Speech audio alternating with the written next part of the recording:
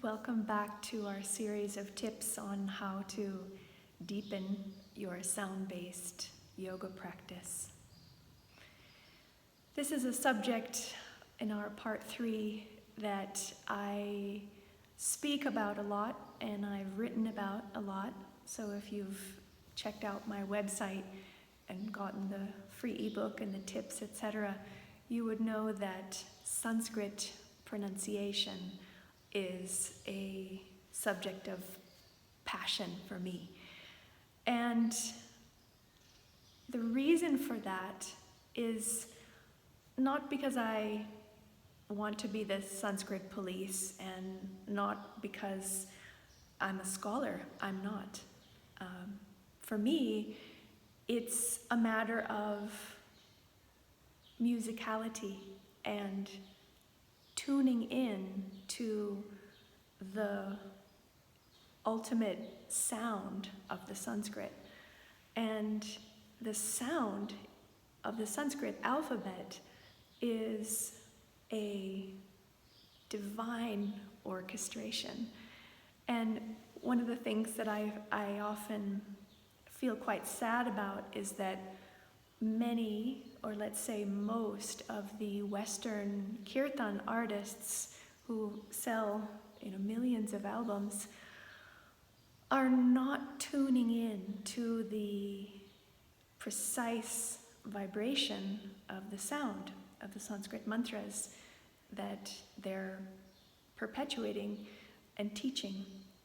So I myself was in the same position for about 13 years. I had a long mantra practice before I learned Sanskrit, and it was such a game changer for me to tune into the elemental vibrations of the alphabet that now I love to teach, especially mantra lovers and kirtan lovers, how to access those vibrations, how to connect to those sounds.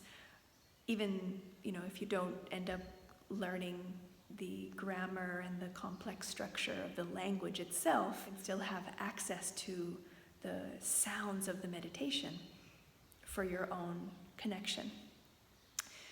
So one of the analogies that I often use to underscore the importance of really connecting to the sounds of the Sanskrit is a musical analogy.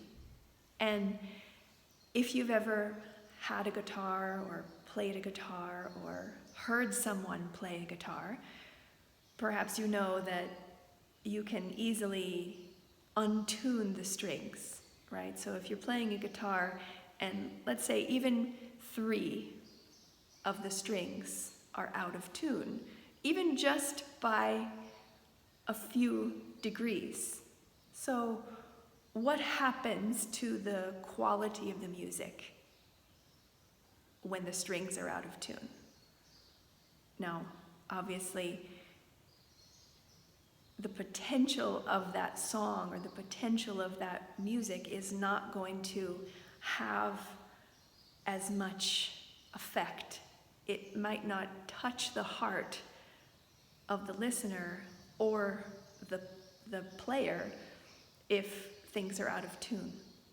No matter how much devotion, no matter how much love you're putting into the strumming of the guitar, if it's not in tune, it's just not going to do it for you.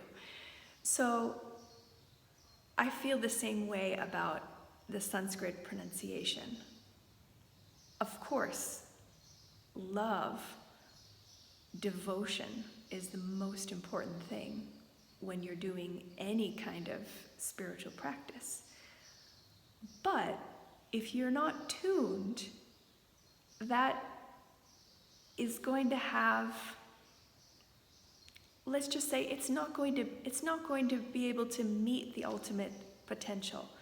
And since learning the 50 letters of the Sanskrit alphabet is really so very easy to do, I highly encourage everyone watching this video who loves mantra and who loves kirtan to learn and tune your mantra pronunciation to reach the ultimate potential of the mantras themselves.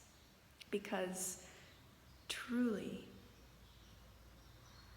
these divine formulas are vehicles for communion with the archetypal energies of creation itself. And I feel that learning the alphabet and tuning our pronunciation is really the very minimum respect that we can give to these living, subtle forms of the mantras.